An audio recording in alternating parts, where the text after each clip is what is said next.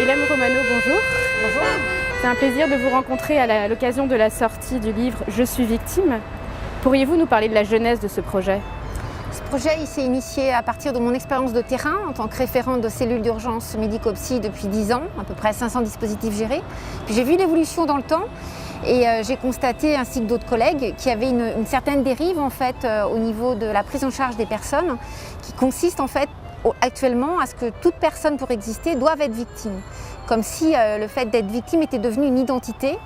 Et sur le terrain, des évolutions, voire des dérives dans la prise en charge des personnes qui sont vraiment traumatisées.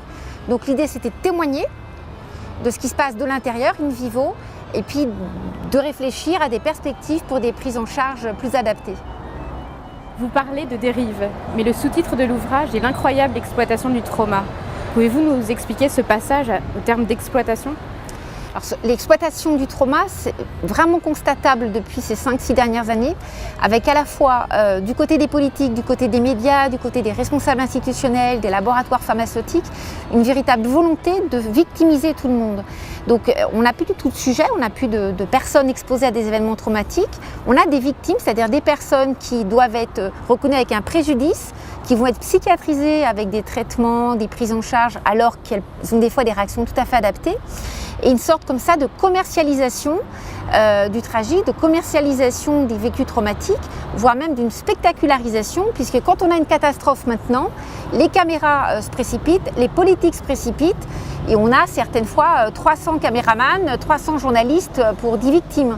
Donc l'incroyable spectacularisation, c'est vraiment montrer cette dérive. En tout cas, le patient a besoin, une personne exposée à un événement traumatique, elle a besoin d'intimité.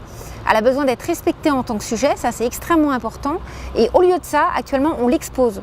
On l'expose parce que son exposition va servir, non pas son histoire à elle, mais va servir un responsable politique, un responsable institutionnel ou une chaîne parce que ça fait de l'audience. Pourriez-vous nous donner un exemple ? Alors des exemples, il y en a plein sur ce type de situation. Si on prend les exemples d'incendies dans des villes, on ne va peut-être pas donner de nom, mais dans des grandes villes, en immédiat, il y a beaucoup d'émotions, en pleine nuit, vous allez avoir tous les responsables de quartier, de mairie, ministres, etc. qui viennent, qui se précipitent, parce qu'il faut être là. Et certaines fois, ils vont commenter les images, donc on voit déjà une dérive par rapport à leur propre fonction parce que ça renforce la confusion.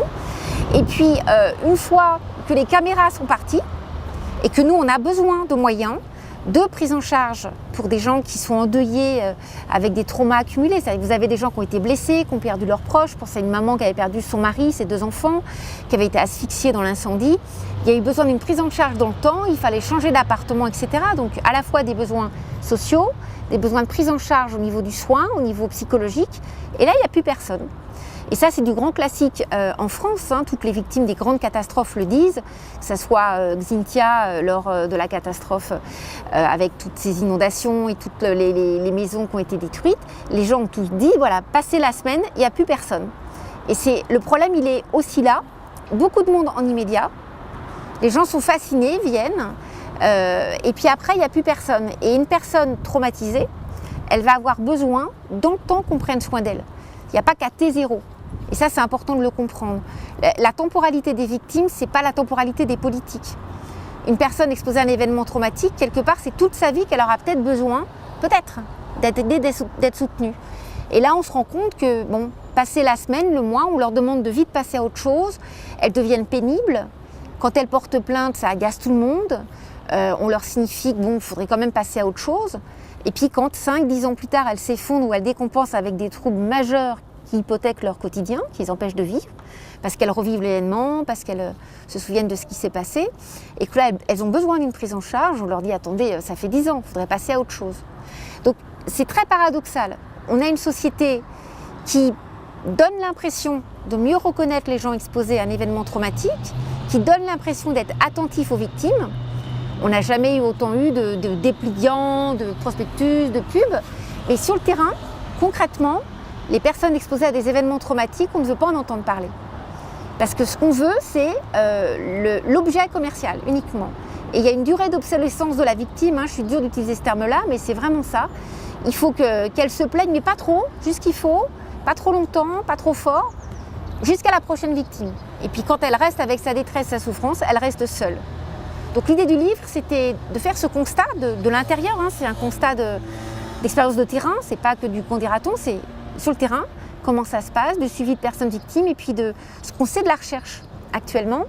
Et la recherche nous apprend que dans le temps, on peut survictimiser les gens si on ne les prend pas en charge de façon adaptée à T0. On peut les survictimiser si on les abandonne et si on ne les reconnaît pas à T plus un mois, plus un an. Donc si on veut vraiment bien prendre en charge les personnes traumatisées, il faut cesser de les victimiser à tout va, mais vraiment leur proposer des soins adaptés et dans le temps. Alors, à l'issue de l'ouvrage, nous, ce qu'on espère, je dis nous parce que c'est vraiment, ça a été porté collectivement, cet ouvrage-là. Il y a beaucoup de collègues qui pensent tout bas ce qu'on va dire tout haut. L'idée, c'est vraiment d'amener nos responsables politiques, parce que ça viendra aussi d'eux, à réfléchir à la place qu'on veut donner justement aux personnes traumatisées dans notre société, leur permettre de sortir de l'ombre en leur permettant d'avoir des soins adaptés. Alors par exemple, ça serait de permettre, comme on fait pour les accidents de la voie publique, aux blessés psychiques d'avoir une reconnaissance au niveau des indemnités qui permet dans le temps, vous avez été exposé à un événement traumatique, vous pouvez avoir une reconnaissance et s'il y a besoin plus tard, vous êtes blessé psychiquement, c'est une vraie reconnaissance sociale, politique, vous pourrez bénéficier de soins, prise en charge. Tout comme des victimes d'attentats ou d'accidents de la voie publique. On n'a pas ça pour les victimes civiles d'autres événements dramatiques, traumatiques. Donc ça, c'est une vraie, en termes de prévention individuelle, ça serait très important. Et l'idée, et Santiano en parle dans l'ouvrage, c'est aussi de réfléchir au niveau sociétal, au niveau de la communauté.